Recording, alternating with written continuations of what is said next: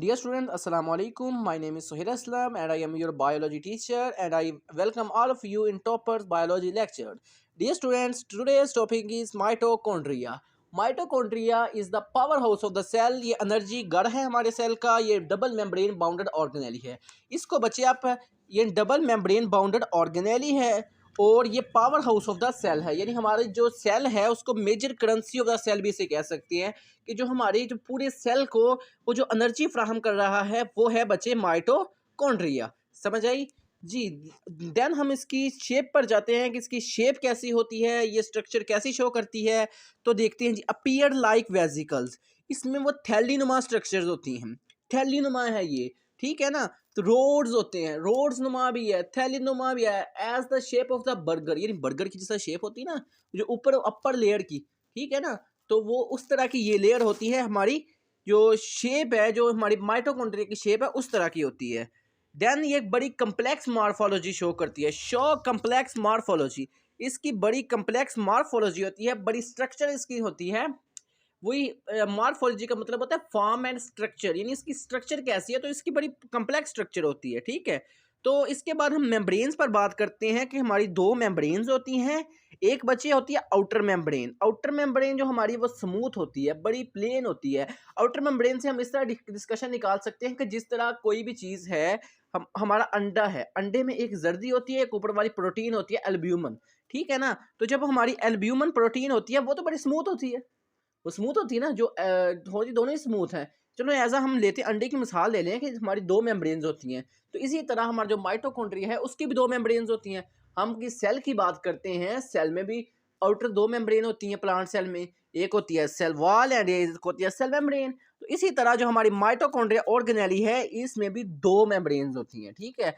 एक होती है जी इनर मेम्ब्रेन, एक होती है आउटर मेम्ब्रेन। आउटर मेम्ब्रेन जो है माइटोकॉन्ड्रिया वो वेरी स्मूथ है। एज द एंडोप्लाज्मिक रेटिकुलम की तरह बड़ी स्मूथ है, प्लास्टिड्स की तरह बड़ी स्मूथ है, जो क्लोरोप्लास्ट होते हैं हमारे, ठीक है ना। तो इसकी जो इनर मेम्ब्रेन है, inner membrane forms in folding. Inner membrane बच्चे, अगर ये स्ट्रक्चर है ना, फर्ज किया तो इनर मेम्ब्रेन इसकी इस तरह होगी, मैंने इन फोल्डिंग्स होंगी इसमें, ठीक है ना। ये डायग्राम नहीं, मैं इस डायग्राम नेक्स्ट आप देखेंगे।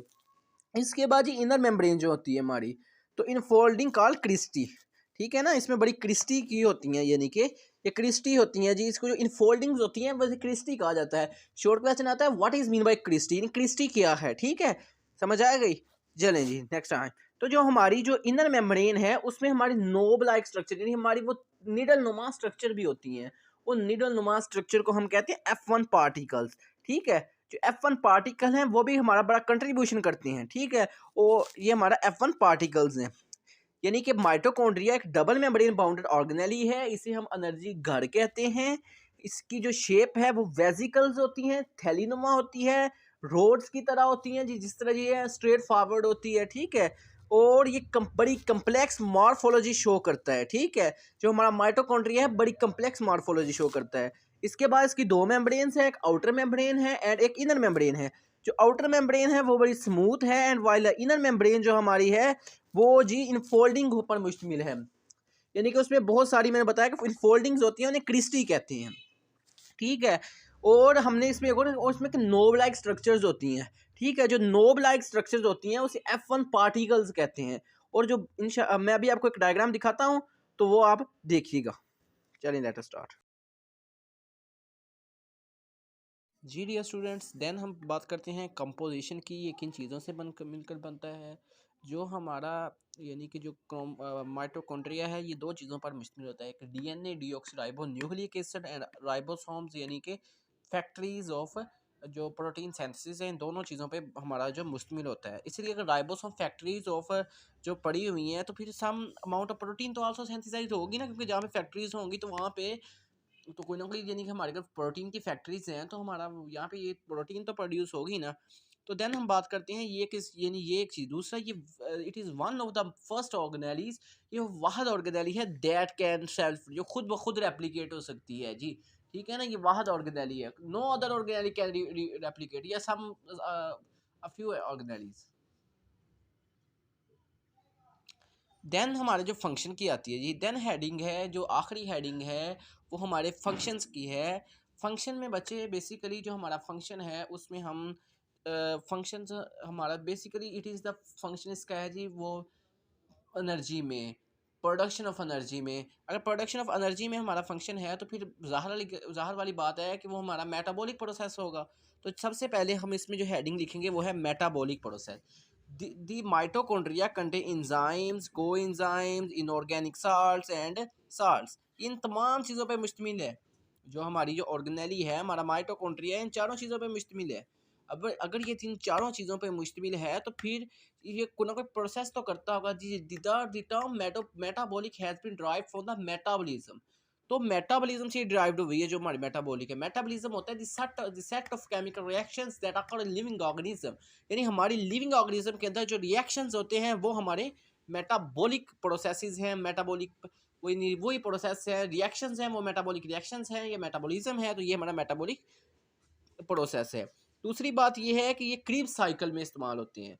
क्रीब साइकिल हमने पढ़ा था 9th में, यानी कि वो कार्बन्स वाला सिस्टम था। जिस तरह हमारा फोटोसिंथेसिस है, इसी तरह रिस्पिरेशन में जो क्रीब साइकिल है 5 कार्बन होते हैं इसमें। इस तरह वो क्रीब साइकिल में भी mitochondria play important production of energy है। तो हमारे जिस्म में भी वो एनर्जी की प्रोडक्शन होती है। तो इसी तरह अगर हमारे जिस्म में भी एनर्जी की प्रोडक्शन की ज़रूरत होती है तो वो क्रीब साइकिल के जरिए, यानी क्रीब साइकिल भी एक एनर्जी का सोर्स है। सोर्स एक cycle in which study energy, उसमें एनर्जी को ही हम डिस्कस, वो एनर्जी होती है वो कार्बन्स में, ठीक है ना। यानी एक ट्रांसफर से दूसरे ट्रांसफर में किस तरह होती है, ठीक है। देन हमारा फैटी एसिड मेटाबॉलिज्म, जो मेटाबॉलिज्म है, जो रिएक्शंस है फैटी एसिड के, उनमें भी माइटोकॉन्ड्रिया बड़ा इंपॉर्टेंट रोल करता है। रिस्पायरेशन है, जो हमारे अंदर ये सांस का निज़ाम है, ये हमारा रिस्पायरेशन है कि हम सांस लेते हैं, CO2 आउटसाइड गोज जाती है and oxygen comes into the lungs आती है, जो हमारी फेफड़ों में आती है, वो हमारा रिस्पायरेशन। फिर क्रीब साइकिल पड़ा, fatty acid metabolism and respiration. समझ आ गई तीनों प्रोसेस। ये these three processes are under the beyond या are performed by the mitochondria. Then बच्चे हमारा एक टॉपिक है एनर्जी ट्रांसमिशन। जो हमारी जो ऑर्गेनिक फूड है, ऑर्गेनिक फूड से हमारी जो ऑर्गेनिक फूड हमारी है वो जो एनर्जी को ट्रांसफ़र कर देती है, ट्रांसफर इनटू द ATP। अब हमारी जो एनर्जी, हम जो फूड खाते हैं, ये डायरेक्ट ये सोर्स ऑफ एनर्जी है। लेकिन हमारी जो बॉडी है, लेकिन हमारी body can not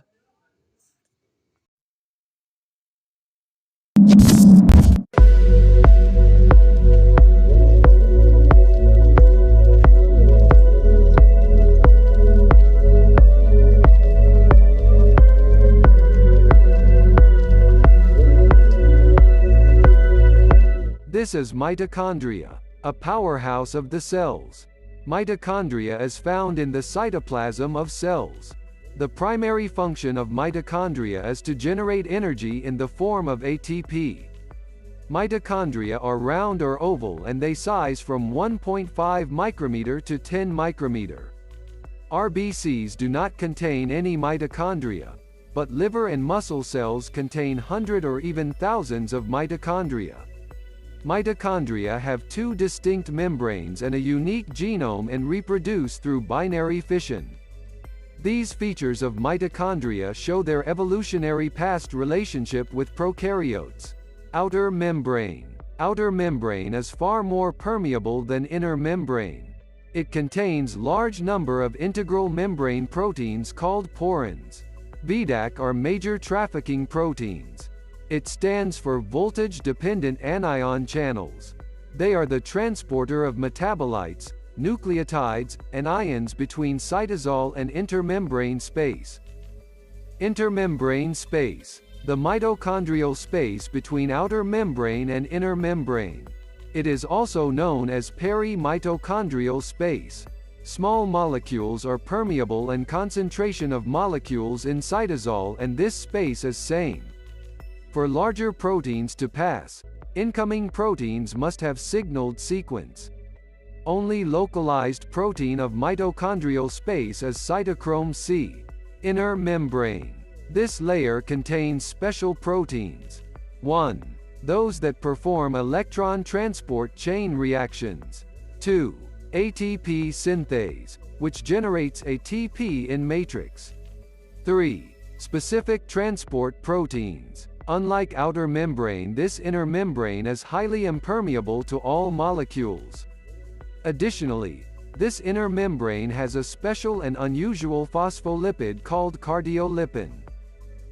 Cristae. Simply, cristae are folding of inner membrane, which help in expanding the surface area of mitochondria for larger production of energy. Matrix. Matrix is the space enclosed in inner membrane. The matrix is important in the production of ATP with ATP synthase in the inner membrane. Ribosomes, F1 particles and mitogenome is found in this space.